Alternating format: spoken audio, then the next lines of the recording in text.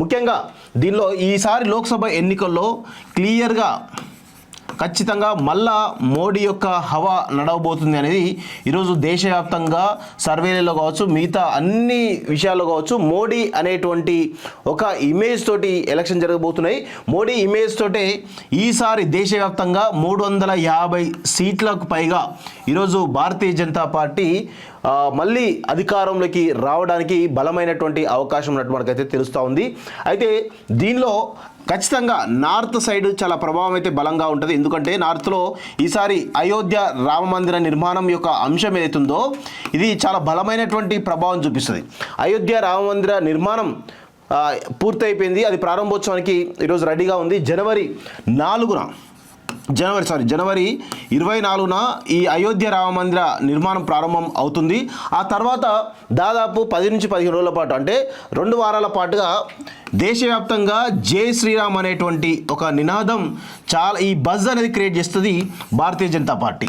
ఈ బజ్ అనేది క్రియేట్ చేయడం వల్ల ఇమీడియట్గా ఈ బజ్ అనేది ఎట్లా క్రియేట్ చేస్తారంటే వీళ్ళు దాదాపుగా ఎయిర్పోర్టు ఆల్రెడీ ప్రారంభించడం జరిగింది. అదేవిధంగా రైల్వే స్టేషన్ కూడా ప్రారంభించడం జరిగింది. నేనేదో వాళ్ళ సొంత కవితను చెప్తలేనండి. వాస్తవంగా ఇది జరగబోయేటువంటి అంశాన్ని మీకు చెప్తున్నాను.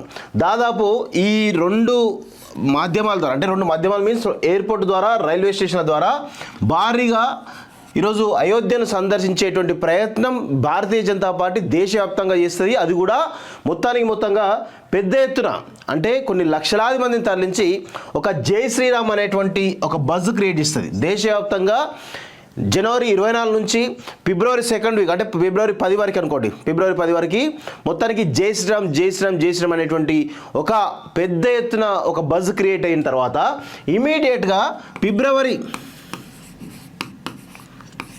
జనాల్ని ఆ బజ్ని ఉంచేసి ఫిబ్రవరి 3rd వీక్ ఆర్ 4th వీక్లో నోటిఫికేషన్ రిలీజ్ చేయడం జరుగుతుంది. వాస్తవంగా నెక్స్ట్ 4th వీక్లో నోటిఫికేషన్ రిలీజ్ చేస్తారు.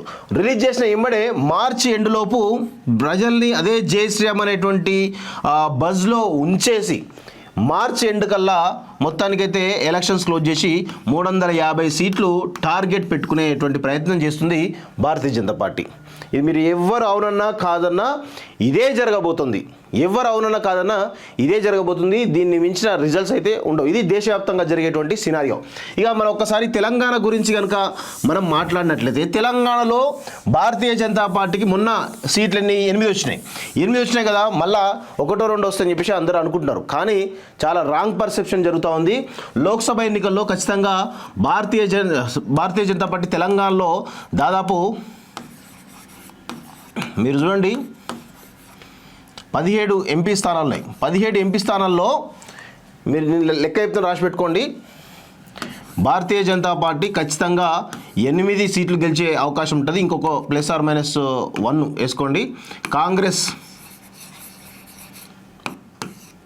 7 +or -1. అదేవిధంగా బీఆర్ఎస్ 1 కంటే 1 +or -1 రాసి పెట్టుకోండి ఇదే. అండ్ ఎంఐఎం ఇది కూడా 1 +or-1 ఉండే అవకాశం ఉంది. ఈ సినారియోలో భాగంగానే సీట్లు ఈరోజు వచ్చేటువంటి అవకాశం అయితే ఉంది వాస్తవంగా. ఇక్కడ ప్రధానంగా సికింద్రాబాదు, పాత ఏవైతే ఉన్నాయో, పాత గెలిచినటువంటి సీట్లు ఏవైతే ఉన్నాయో వాటిలలో ఒక్కసారి చూసినట్లయితే నిజామాబాద్, ఈ 4 సీట్లు ఖచ్చితంగా భారతీయ జనతా పార్టీ కొట్టేస్తుంది. అదేవిధంగా వీటికి అడిషనల్గా ఈసారి మల్కాజ్గిరి తోడవుతుంది. అదేవిధంగా చేవెళ్ళ, మహబూబ్నగర్ ఇట్లా ఇంకొక 1 or 2 సీట్స్ కూడా ఆడే అవకాశం బలంగా ఉంది మిత్రులారా.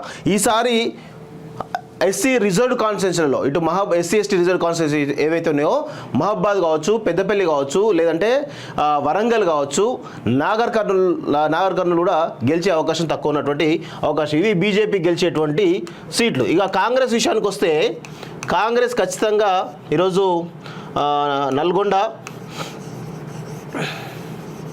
ఖమ్మం, ఇక్కడ జైరాబాద్ కూడా మర్చిపోతున్నాను. జైరాబాద్ కూడా ఖచ్చితంగా గెలిచే సీట్ ఇది. ఖమ్మం, భువనగిర్, భువనగిరిలో కూడా చాలా టఫ్ ఫైట్ ఉంటుందండి. ఈరోజు బీజేపీ వర్సెస్ కాంగ్రెస్ ఫైట్ చాలా బలంగా ఉంటుంది వాస్తవంగా. ఇక భువనగిరి, పెద్దపల్లి, నాగర్ కర్నూల్,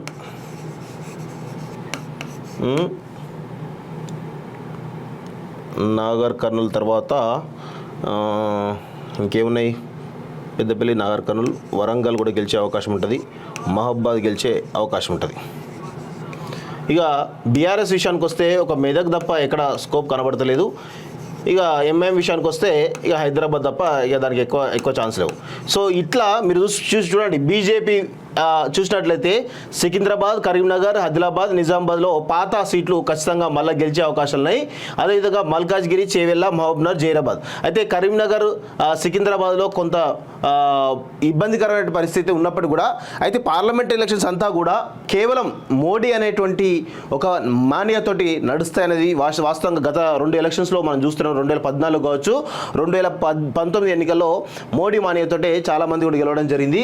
సో ఇక ఆదిలాబాద్లో కొంతమంది అభ్యర్థులను కూడా చేంజ్ చేసే అవకాశాలు అయితే కనబడుతుంది. దానికి సంబంధించి ఇంకో స్టోరీ కూడా వేరే దానిలో ఉంది, అది కూడా మనం వెలుగులో వచ్చినట్టుంది. అది ఒక్కసారి మనం కూడా చూసేటువంటి ప్రయత్నం చేద్దాం. సో ఈ విధమైనటువంటి సినారియో లోక్సభ సంబంధించిన ఎన్నికలకు సంబంధించిన దానిలో తెలంగాణలో ఈ రిజల్ట్స్ రాబోతున్నాయి అనేది పక్కగా మనకు ఉన్నటువంటి సర్వేల యొక్క సమాచారం ఇదంతా కూడా వాస్తవం కూడా. సో చూడాలి మరి ఏమవుతుందో. నెక్స్ట్ కల్లా తెలుస్తుంది ఏ విషయం ఏంది అనేది తెలిసే అవకాశం అయితే బలంగా ఉంటుంది. కానీ ఈసారి అట్టర్గా భారతీయ రాష్ట్ర సమితి ఫెయిల్ కాబోతుంది. అయితే ఇక భారతీయ రాష్ట్ర సమితికి ఇన్ని సీట్లు అంటే ఒక్క సీటుకే పరిమితం అవుతామా అనేటువంటి దాంట్లో కేసీఆర్ తన ఇంట్లో పెద్ద ఎత్తున కసరత్తు చేసినట్టు తెలుస్తోంది. కరీంనగర్లో ఒక బలమైన అభ్యర్థి కోసం వేట మొదలుపెట్టారు. అదేవిధంగా మెదక్ నుంచి తాను పోటీ చేయడానికి సిద్ధమైనట్టు తెలుస్తోంది. అదేవిధంగా జైరాబాద్ నుంచి హరీష్ రావు, నిజామాబాద్ నుంచి కవిత, ఇట్లా దాదాపు ఈ 17 నియోజకవర్గాల్లో బలమైనటువంటి ఆర్థికంగా, సామాజికంగా అన్ని రకాలుగా బలంగా ఉన్నటువంటి అభ్యర్థులను దించి ఈరోజు పెద్ద ఎత్తున వాళ్ళు పోటీ చేయించాలని ఒక ప్రయత్నం జరుగుతూ ఉంది. సో వాళ్ళు ఎంతవరకు సక్సెస్ అవుతారు, ఎంతవరకు ఫెయిల్ అవుతారో చూడాల్సినటువంటి అవసరం అయితే ఉంది మిత్రులారా. సో ఇది మొత్తానికైతే ఈ బీజేపీ వర్సెస్ కాంగ్రెస్ ఫైట్లో భాగంగా ఈరోజు పెద్ద ఎత్తున ఈరోజు తెలంగాణలో భారతీయ జనతా పార్టీ భారీగా పుంజుకునే అవకాశం కనబడుతున్నట్టు మనకు ఉన్నటువంటి సమాచారం మిత్రులారా.